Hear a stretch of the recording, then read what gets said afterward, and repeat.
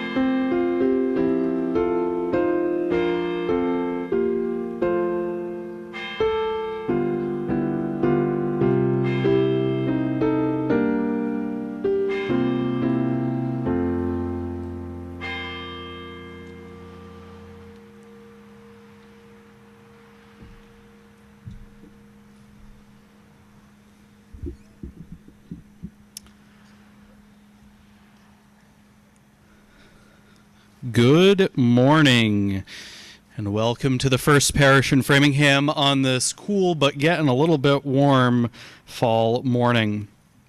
I'm the Reverend Aaron Stockwell, Senior Minister of this congregation.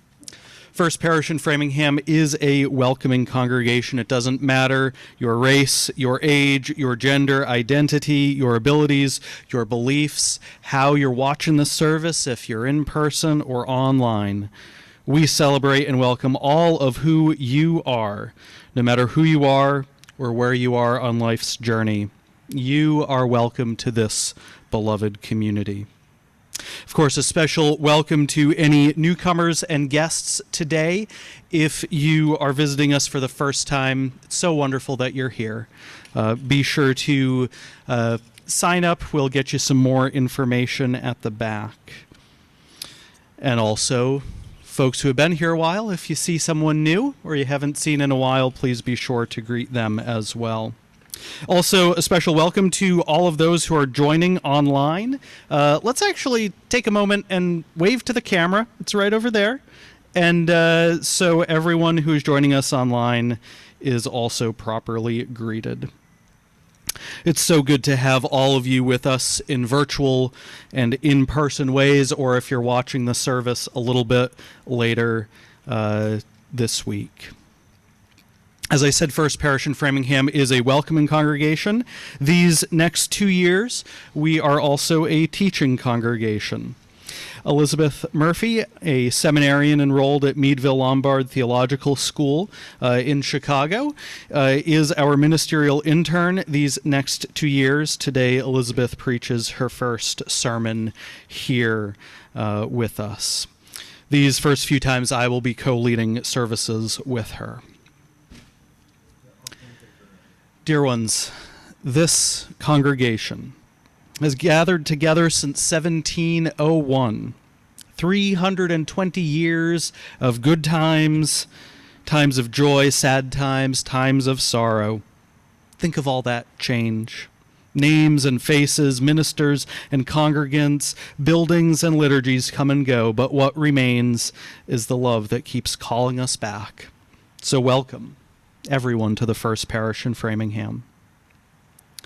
Our chalice lighting and call to worship words today are titled Hope by Rosemary Watola Traumer. Hope has holes in its pockets. It leaves little crumb trails so that we, when anxious, can follow it. Hope's secret: it doesn't know the destination. It knows only that all roads begin with one foot in front of the other. We light our chalice here today in Hope's name. And if you're joining us online, feel free to also light your chalices as well.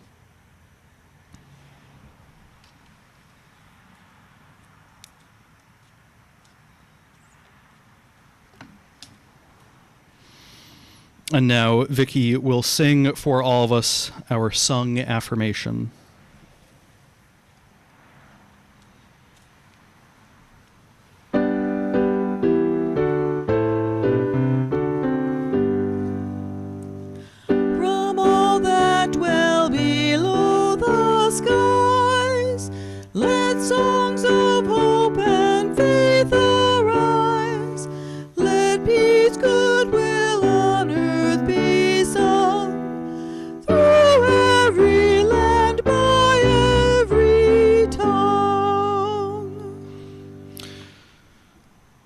Love is the doctrine of this church. The quest of truth is its sacrament, and service is its prayer. To dwell together in peace, to seek knowledge in freedom, to serve all life with compassion, to the end that all souls shall grow into harmony with the divine. This is our great covenant, one with another and with our God.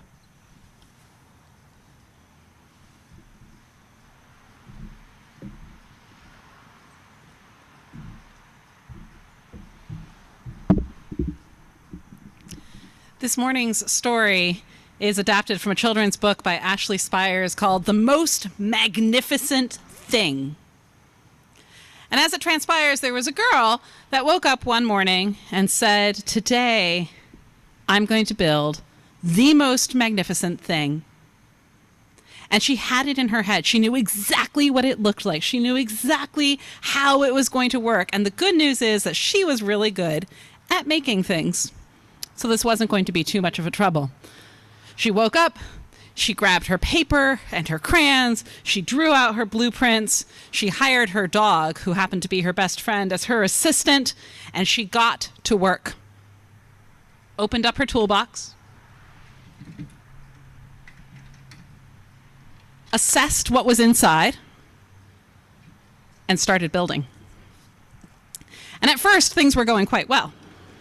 She was stacking carefully, building, looking, going around to the other side, asking her dog to see if it looked okay from that side, checking it out, testing it a little bit, moving it, poking it, prodding it until, well, it fell apart a little bit.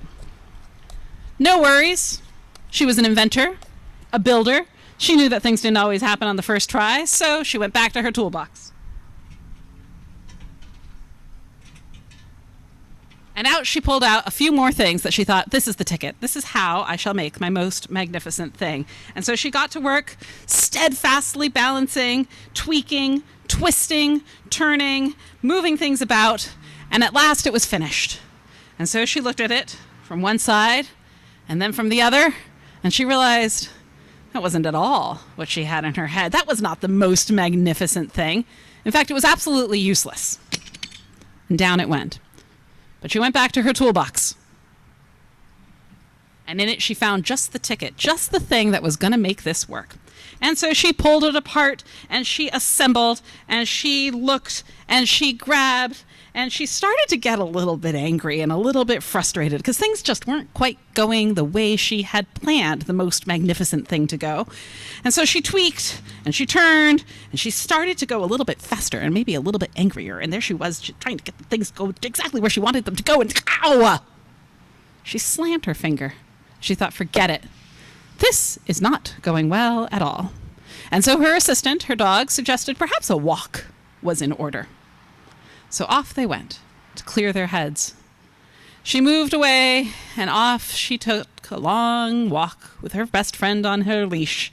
And they stopped at the bakery and got themselves a cookie. And they stopped at the park, and they sat under a bench for a little while. And sure enough, slowly, her shoulders started to drop. Things started to clear.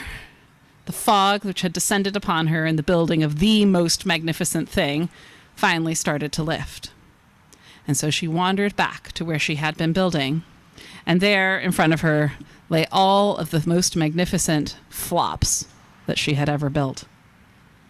And lo and behold, there were her neighbors, each one looking over these things that she had built, and each one finding just the ticket, just the thing that they needed to solve a problem in their life. There was one neighbor picking up one magnificent thing and saying, aha, on this I shall dry my spaghetti. I didn't even know I needed it. And there came another neighbor and said, this is just the thing that I needed to keep myself occupied while I am anxious and waiting. And another neighbor came by and said, look at that. That's the model of just the thing that I wanted to build, and I wasn't able to explain what it looked like, and now there it is, and I shall take it to the carpenter and have it made. And there was our friend, just absolutely bewildered that, in fact, while she had not built her most magnificent thing, she had built the magnificent thing of others. Because, as we know, together, when we walk in solidarity and when we know each other's needs and pull each other up, together we build the absolute most magnificent thing of community.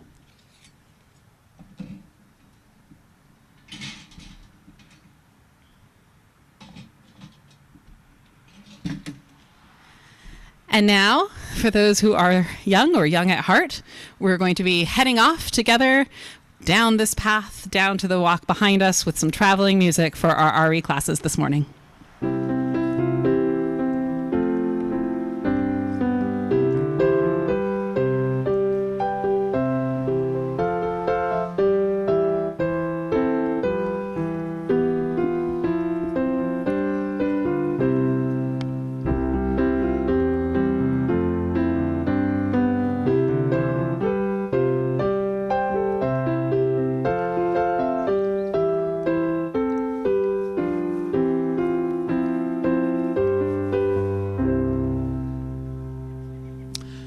Now is the time in our service that we set aside for sharing the things which weigh deepest on our hearts. These joys and sorrows were pre-submitted last night or this morning or before. These joys, from Robin, who writes, spending time with family on the bluffs overlooking Lake Ontario. From Marianne, my sister-in-law Marilyn came to visit us all the way from Missouri. From Ed and Jane Clark, today we are celebrating 12 years of joyful marriage. From Valerie, who writes that Michael had successful cataract surgery this past Tuesday. Moving from joys to concerns, but maybe a joy as well, Valerie also writes that she is having surgery on Thursday to have her gallbladder removed. These sorrows and concerns, our Minister Emeritus, Patrick O'Neill, will have cancer surgery on October 11th. Sherry writes, I'm thinking of my mother tomorrow, October 11th, 2021, on what would have been her 100th birthday. Jim writes, I've been feeling isolated and depressed for the past year. Please say prayers for me. And from Carol, who writes, thoughts for Mike Delaney, who will undergo surgery for colon cancer. And of course, we lift up all those joys and sorrows which remain too tender to share. Let's take a moment now to focus on our breath in and our breath out. to feel the ground that is supporting us and the chair as well. Noticing the sounds of nature and the sounds of humanity. O Spirit of life and love, named and unnamed, who calls us beloved. We give thanks for the joys in our midst, the joy of gathering, the joy of relationships, the joy of family. We know it didn't have to be this way, and we say thank you. We know, too, that there are people in our community who are lonely, who are in need of healing, who are isolated. May we find ways to go beyond noting their names and to reach out and say, how are you doing? Really, how are you doing? May all those who are in need of healing feel love. We know, too, that in our world there is pain, there is suffering. May we work to bring a little bit more peace to our world, knowing that the arc of the universe, it does bend toward justice, but it needs our assistance every now and then.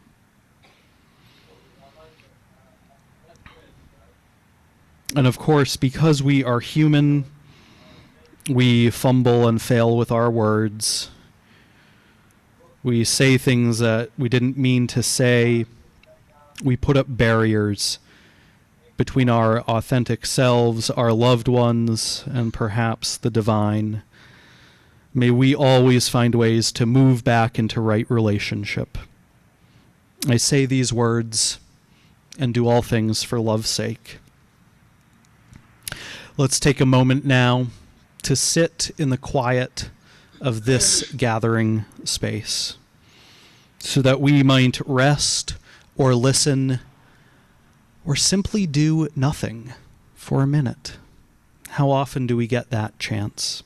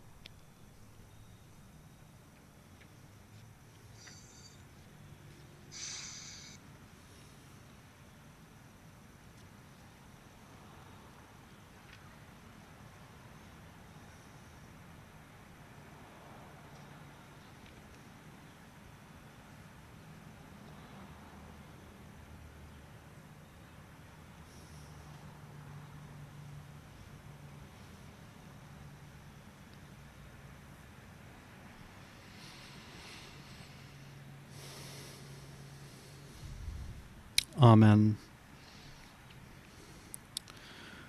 The ongoing work of our congregation in this space and beyond depends deeply on your generosity.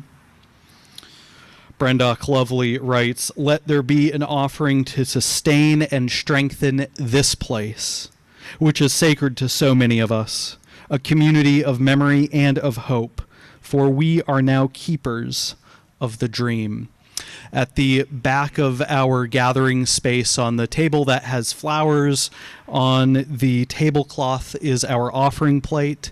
At the end of the service, do be sure to drop off your offerings and put it underneath the paperweight so we don't have any money fly away. Also on that table are some books.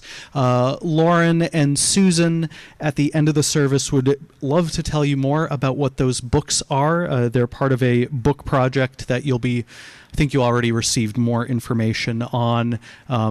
It is not the Share the Plate right now. We'll be doing that later on in the month. So If you're joining us online, be sure to follow the link on uuframingham.org. At the top of the page, it says donate. Thank you for your offering and your gifts, which sustain this self-sustaining congregation.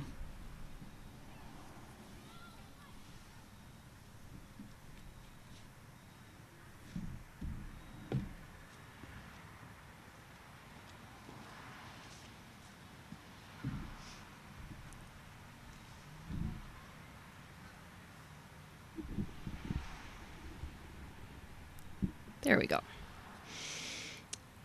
Our reading this morning is a prayer composed in 1979 by Catholic Bishop Ken Untener of Saginaw. It helps now and then to step back and take the long view. The kingdom is not only beyond our efforts, it is even beyond our vision. We accomplish in our lifetime only a fraction of the magnificent enterprise that is God's work. Nothing we do is complete, which is another way of saying that the kingdom always lies beyond us. No statement says all that could be said. No prayer fully expresses our faith. No confession brings perfection. No pastoral visit brings wholeness. No program accomplishes the church mission. No set of goals and objectives includes everything. This is what we are about. We plant the seeds that one day will grow. We water the seeds already planted, knowing that they hold future promise. We lay foundations that will need further development. We provide yeast that produces effects far beyond our capabilities. We cannot do everything, and there is a sense of liberation in realizing that. This enables us to do something and to do it well. It may be incomplete, but it is a beginning, a step along the way, an opportunity for the Lord's grace to enter and do the rest. We may never see the end results, but that is the difference between the master builder and the worker. We are workers, not master builders, ministers, not messiahs. We are prophets of a future, not our own.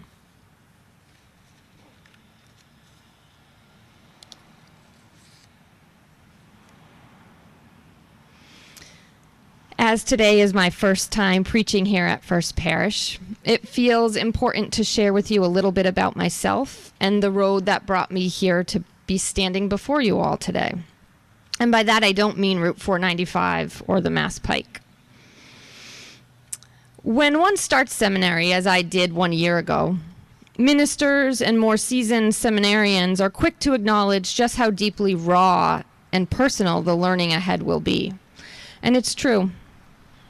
Last fall, in a course on pastoral ministry, I had an assignment to determine my 2 core values, just 2, out of all the values one could conceivably hold. In my course, we used Brené Brown's tools to reflect on our values, the things we believe are most important in life. Brown is a renowned professor and best-selling author who studies courage, vulnerability, shame, and empathy.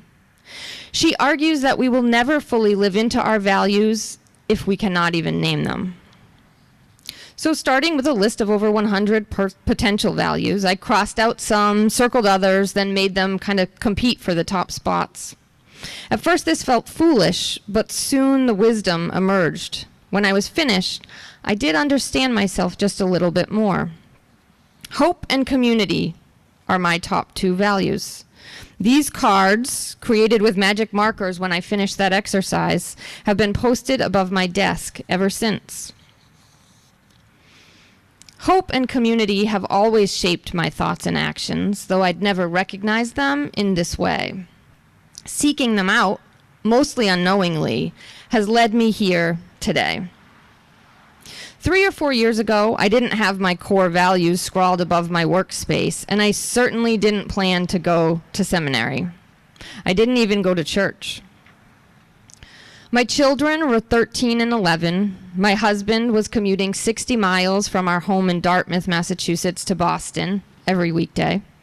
I was running a popular business as a college counselor, working with teenagers transitioning to young adulthood. Life was pretty good for our family, and I was generally happy. I also felt a deep and troubling dissatisfaction, and that source was difficult to pinpoint. After 12 years of steadily growing my business, I quietly doubted if I wanted to be in college planning anymore. I felt connected to many people, but all of my relationships were circumstantial. My family circle was limited to those in our natural orbits, neighbors, family, friends met at school. While we were deeply rooted in our community, I often wondered if maybe our relationships had chosen us. To try to find out, I went searching for some intentional community. When my daughter and I first visited the Unitarian Universalist Society of Fairhaven, we didn't know anyone who was a member there. Our presence was met with a warm welcome. We enjoyed the service and the conversation that followed. And I already sensed that perhaps I had somehow found my people. Folks seemed really invested in one another and like they'd built a true community. Introverted and perpetually overcommitted, I was never a joiner of things. I decided, though, to be intentional about what intrigued me and to return to that UU church. This was the spring of 2018, and the separation of families seeking asylum at the US-Mexico border was getting lots of attention. The stories and images on the evening news were horrifying.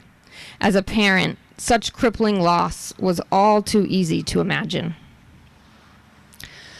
I felt helpless and sad, but I really thought that this was a border issue, one I could only engage by perhaps sending money, thoughts, and prayers.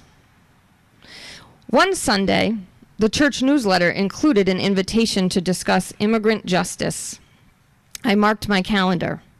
Soon enough, our new little immigration justice team was meeting regularly, hoping to turn our sadness and anger into meaningful action.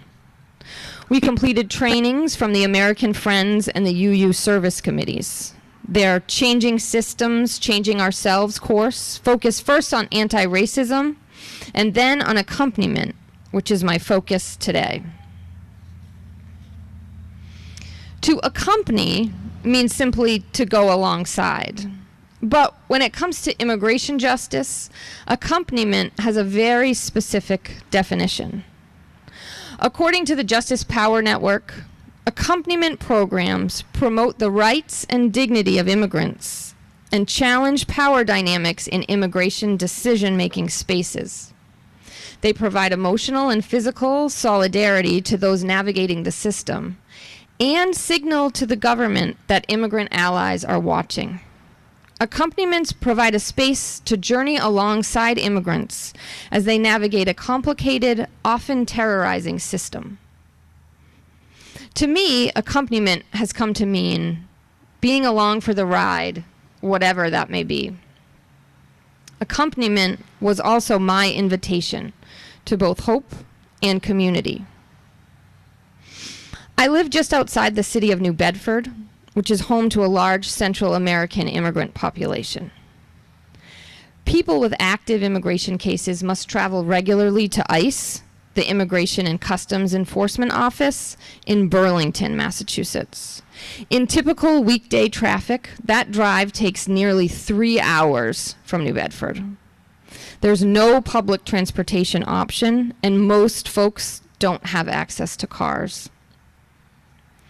To help address this need, our team had to learn 2 types of accompaniment. First, the practical task. Could we actually drive people up to ICE and help them move their cases forward? More challenging, could we journey alongside them emotionally? 6 months after our very first meeting, we'd recruited drivers and built a ride request system. I hesitantly volunteered to become one of the very first accompany drivers in January 2019. I worried that it may be too hard and just too sad, but I also felt called to take my trainings out into the world. There were just a few hurdles. I didn't speak Spanish. I didn't do Boston traffic at all, and I was very easily intimidated. I got in the car anyway. My first passengers, Sebastiana and her 13-year-old daughter, Karina, stood on the snow-covered sidewalk in flip-flops and hooded sweatshirts when I pulled up. My own fears dissolved when I saw them, as all I could think of was how scared they must be. They knew we wouldn't share a language, but their only option was to trust me and to climb into my car. I recalled just enough of my high school Spanish to be able to apologize for not being able to speak Spanish. And then something magical happened. With just those words, Sebastiana's eyes lit up, she beamed, and she just started talking. In Spanish, slowly and simply. We spent 6 hours together that day, and she rarely paused. Sebastiana needed to share her story. And I understood most of the heartbreaking details. Kidnapping, violence, that decision to flee, and the harrowing journey itself. I couldn't offer much more than basic phrases in response, but that was better. I just listened. And what I heard was her hope. Hope for her daughter to get an education. Hope that hard work could provide them stability. Hope that someday Guatemala would be safe to return to. They had no real shoes, no phones, no address or family here, but they were full of hope. And I just wanted to fix everything for them. But of course I couldn't. And acting as if I could, simply because I was a white woman with privilege, had the potential to do a lot of damage and even to put them in further danger. As we heard in today's reading, the prayer from Bishop Ken Unterner, we cannot do everything, and there is a sense of liberation in realizing that. It enables us to do something. In order to continue this work, I had to find that sense of liberation in understanding my limits. Assisting in just one tangible way would have to be enough to open the door for the Lord's grace to enter and do the rest. Sebastiana had tremendous hope and would find community by leveraging that hope. I had to recognize that my role was just to continue to accompany her to job interviews, to the health clinic, Walmart. And I could answer the phone when she eventually could call, to translate, grieve, or celebrate, depending on the day. As our friendship blossomed, I also accompanied many others up to ICE. Each week I drove someone new and listened to their story or sat in silence when that was their preference. It was troubling to realize that as a white, professional-looking woman, I could so easily advocate for their full humanity simply by standing silently beside them. This was transformative work. I was learning to live with sadness and hope in tandem. I was witnessing and building community as I recruited volunteers for our immigrant accompaniment network. But these experiences alone would not have brought me to seminary or here to First Parish. That dissatisfaction I mentioned, it was still there, different and less frequent, but still potent, and I had to wrestle with it. Brene Brown explains empathy as connecting with people so we know we're not alone, even when we're in struggle. I'm naturally empathetic, but that definitely looks different everywhere. I put this empathy into action through volunteer accompaniment. At work, I used it to accompany my students on their own personal paths. I accompanied countless friends through stress and grief. But I've always struggled to make space for anyone to accompany me. I kept my own worries and questions quiet. I asked for help only when desperate, and this too often resulted in angry outbursts, misunderstandings, and further isolation. But I had to own this because I did not share my journey. In order to shake my lingering dissatisfaction, I had to learn how to receive empathy. I had sought and found a true community and then failed to let myself be fully embraced by it. Slowly learning to open up sometimes felt impossible.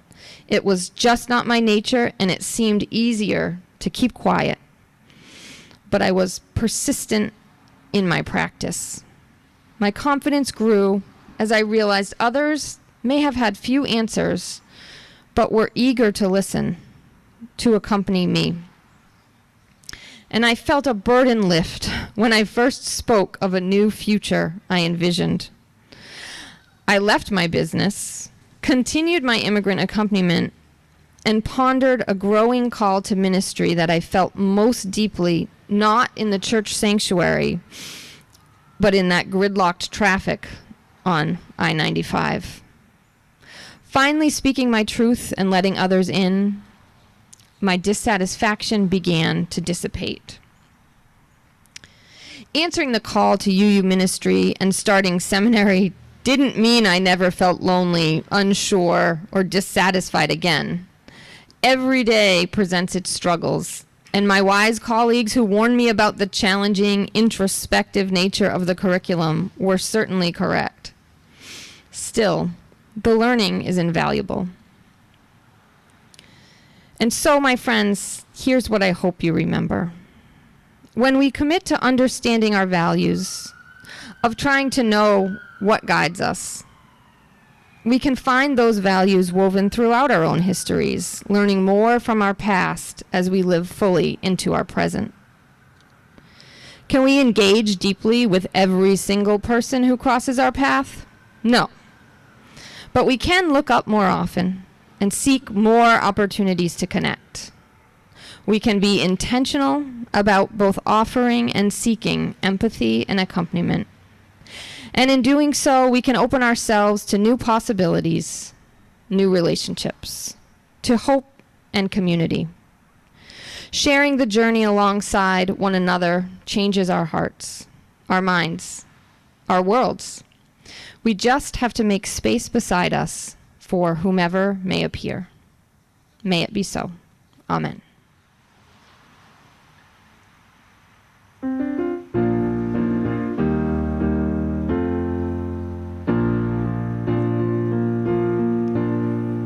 Where you go, I will go, beloved. Where you go, I will go. Where you go, I will go, beloved. Where you go, I will go. Where you lie, I will lie, beloved. Where you lie, I will lie. Where you lie, I will lie, beloved. Where you lie, I will lie. And your people are my people. Your people are mine. Your people are my people. You're divine, my divine. And your people are my people. Your people are mine. Your people are my people. You're divine, my divine. Where you go, I will go, refugee. Where you go, I will go. Where you go, I will go, refugee. Where you go, I will go. Where you lie, I will lie, refugee. Where you lie,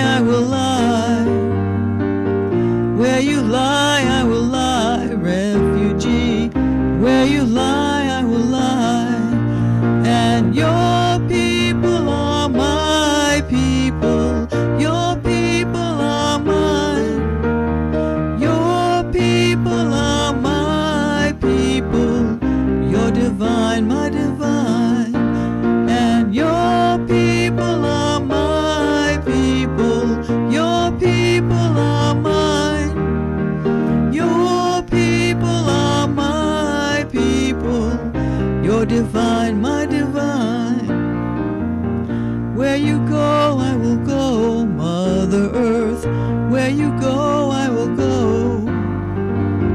Where you go, I will go, Mother Earth. Where you go, I will go.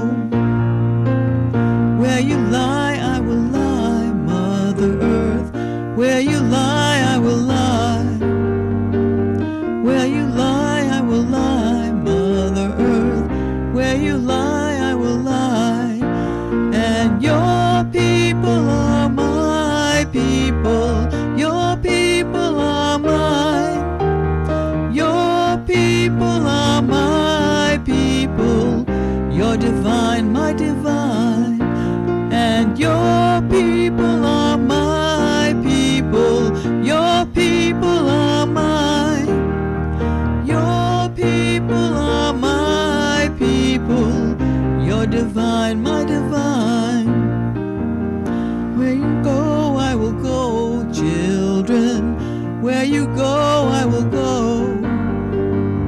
Where you go, I will go, children. Where you go, I will go. Where you lie, I will lie, children. Where you lie, I will lie. Where you lie, I will lie, children. Where you lie, I will lie. And your people are my people. Your people are mine. Your people are my people. You're divine, my divine. And your people are my people. Your people are mine. Your people are my people. You're divine, my divine. Where you go, I will go, ancestors. Where you go, I will go. Where you go, I will go, ancestors. Where you go, I will go. Where you lie, I will lie, ancestors. Where you lie, I will lie.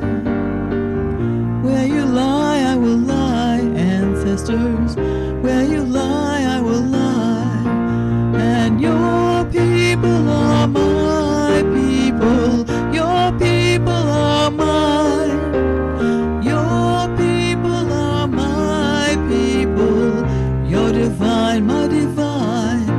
And your people are my people. Your people are mine. And your people are my people. You're divine, my divine. You're divine, my divine. You're divine, my divine.